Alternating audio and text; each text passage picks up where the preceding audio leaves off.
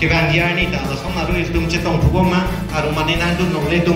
2021 চনৰ 4 ছেপ্টেম্বৰত নতুন দিল্লীত শান্তি চুক্তি কৰা কাৰ্বি আংলং জিলাৰ 6টা প্ৰাক্তন বিদ্ৰোহী সংগঠনৰ ঐক্য মঞ্চ Karbi x revolutionary United forum নামৰ সংগঠনৰ উদ্যোগত শান্তি চুক্তিৰ তৃতীয় বাৰ্ষিকী দিখফু ক্লাবত উদযাপন কৰে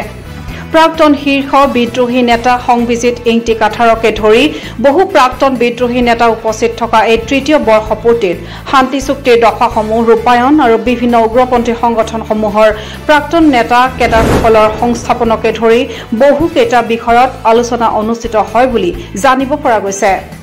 সংবাদ মাধ্যমৰে হোৱা চমু বাৰ্তালাপত সংবিজিত ইংতি কাঠাৰে চৰকাৰৰ শান্তি চুক্তি সন্দৰ্ভত গ্ৰহণ কৰা পদক্ষেপসমূহক আদৰণি জনোৱাৰ লগতে আজি এই বৰ্ষপূৰ্তিত আমাৰ কেডাৰসকলৰ ভৱিষ্যত সন্দৰ্ভতো আলোচনা অনুষ্ঠিত হোৱা বুলি প্ৰকাশ কৰে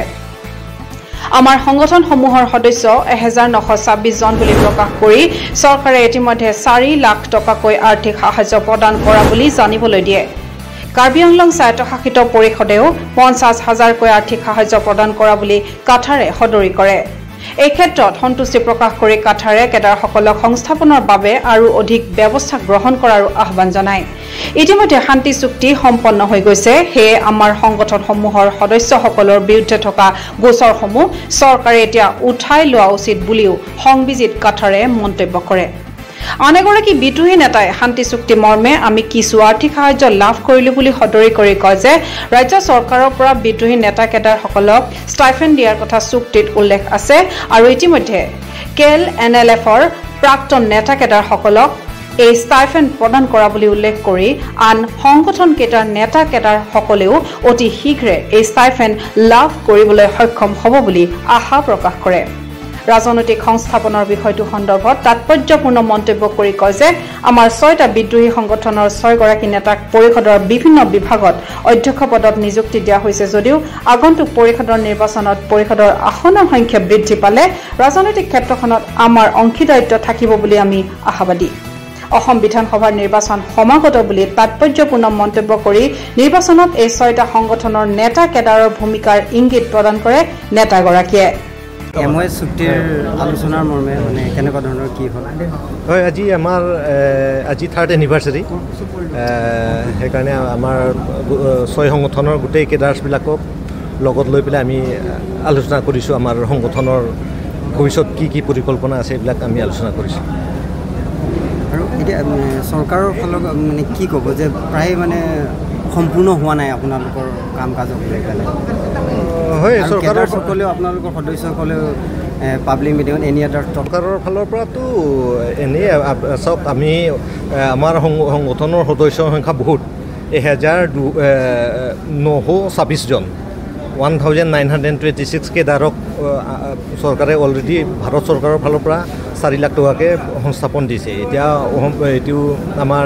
কাৰ্বি আংলং অট'নমাছ কাউন্সিলে 50,000কৈ দিছে গতিকে সেইখিনি দিছে এইটো মইতো যথেষ্ট হৈছে বুলি কওঁ তাৰপিছত আৰু পাৰিলে আৰু কিবা কৰিব লাগে আৰু মানে সংস্থাপন দিবৰ কাৰণে আৰু চেষ্টা কৰিব লাগে এইটোৱে মই আহ্বান জনাম চৰকাৰক আৰু আপোনালোকৰ চাওক এইটো আচলতে চৰকাৰৰ ভুল নীতি আছে যেহেতু আমি পিছ একৰ্ড কৰিছোঁ গতিকে আমাক আৰু ইমান সময় এইবিলাক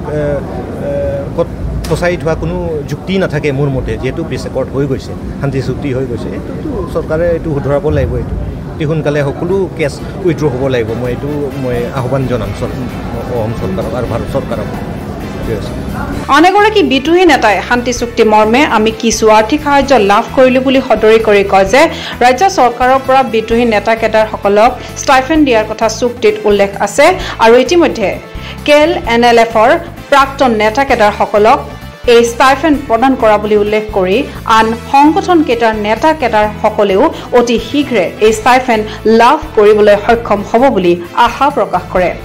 ৰাজনৈতিক সংস্থাপনৰ বিষয়টো সন্দৰ্ভত তাৎপৰ্যপূৰ্ণ মন্তব্য কৰি কয় যে আমাৰ 6টা বিদ্ৰোহী সংগঠনৰ 6 গৰাকী নেতাক পৰিষদৰ বিভিন্ন বিভাগত অধ্যক্ষ পদত নিযুক্তি দিয়া হৈছে যদিও আগন্তুক পৰিষদৰ নিৰ্বাচনত পৰিষদৰ আসনৰ সংখ্যা বৃদ্ধি পালে ৰাজনৈতিক ক্ষেত্ৰখনত আমাৰ অংশীদাৰিত্ব থাকিব বুলি আমি আশাবাদী অসম বিধানসভাৰ নিৰ্বাচন সমাগত বুলি তাৎপৰ্যপূৰ্ণ মন্তব্য কৰি নিৰ্বাচনত এই 6টা সংগঠনৰ নেতা কেডাৰৰ ভূমিকাৰ ইংগিত প্ৰদান কৰে নেতাগৰাকীয়ে।